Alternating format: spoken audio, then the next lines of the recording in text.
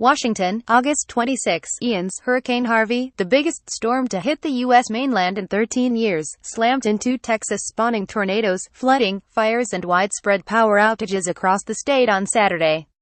The storm, which blasted ashore as a Category 4 around 11 p.m. on Friday between Port Aransas and Port O'Connor, was a Category 1 by mid-morning Saturday, packing winds of 80 miles per hour as it plodded northwest, reported Fox News.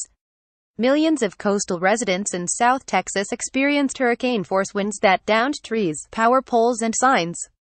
More than 213,000 people were currently without power on the Texas Gulf Coast, the Electric Reliability Council of Texas said.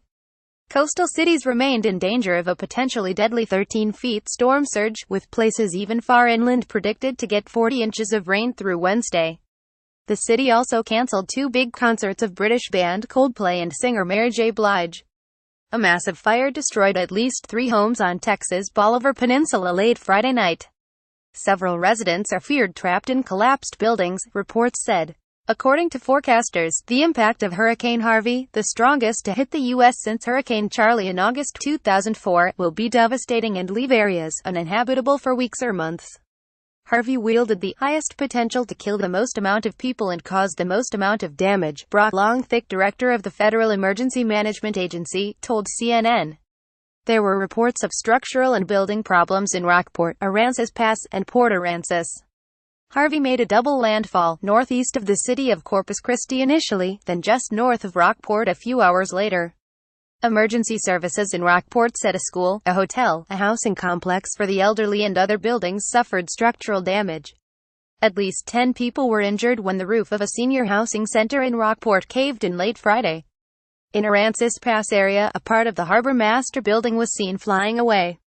The Rockport mayor advised residents who refused to evacuate to write their names and social security numbers on their forearms to help out first responders should they find a body. Hospitals had evacuated patients ahead of the hurricane.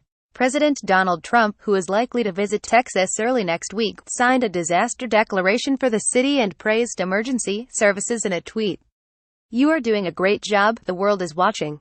Be safe," Trump tweeted.